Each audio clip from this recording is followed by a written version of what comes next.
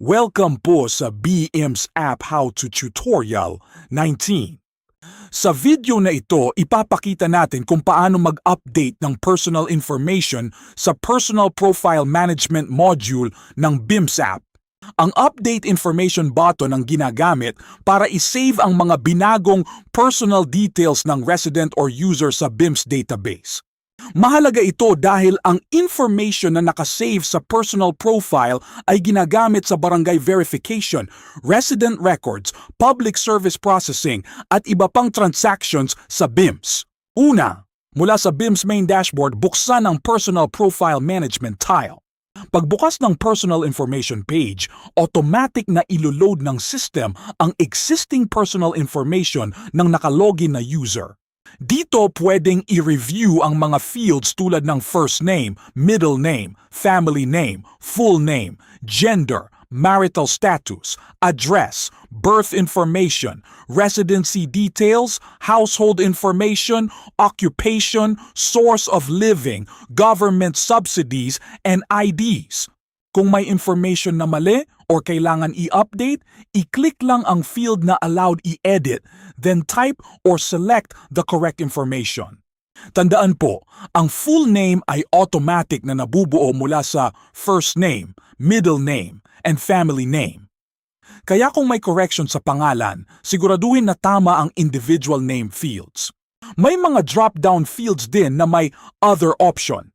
Kapag pinili ang other, maaaring kailangan maglagay ng additional custom input. Halimbawa, kung wala sa listahan ang tamang sagot, doon gagamitin ang custom entry. Sa household section, pwedeng i-check kung ikaw ay head of the family. Kung hindi naman, pwedeng pumili ng existing household head from the drop-down list.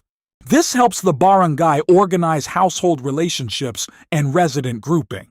After editing, huwag agad mag-save. I-review muna ng mabuti ang lahat ng information. Siguraduhin na accurate, truthful, and complete ang mga details. Kapag ready na, i-click ang Update Information button. Before saving, the system will validate the required fields. Ang first name and family name ay required.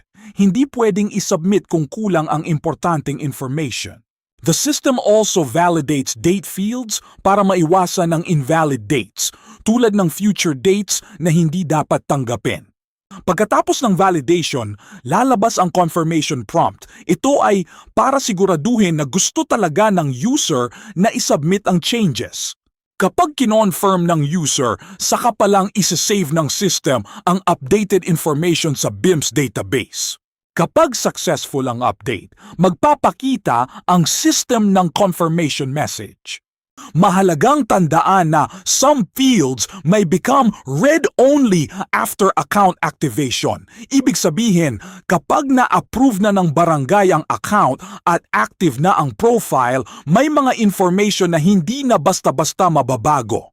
Ginagawa ito para protektahan ang validated resident records.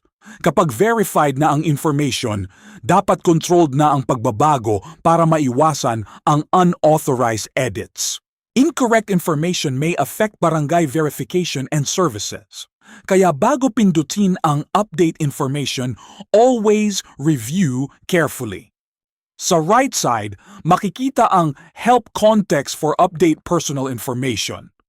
Dito, ipinapaliwanag kung ano ang ginagawa ng button, paano ito gumagana, ano ang validation rules, at ano ang important reminders. In summary, ganito ang basic process. Open Personal Profile Management. Review your current profile. Edit the allowed fields. Check required information. Review everything carefully. Click Update Information. Confirm the prompt and wait for the success message. The update. Information function helps keep resident records accurate, updated, and ready for barangay services. Sa next how-to tutorial, pag-aaralan naman natin kung paano mag-upload ng user photo and government ID. For now, ito muna ang tutorial on how to update personal information in the BIMS app. Pwede nyo rin pong subukan ang BIMS app mismo. Punta lang po kayo sa BIMS website portal, https://epfcomposite.com, tapos i-click ang Launch BIMS app button. Pagkatapos po, lalabas ang login page.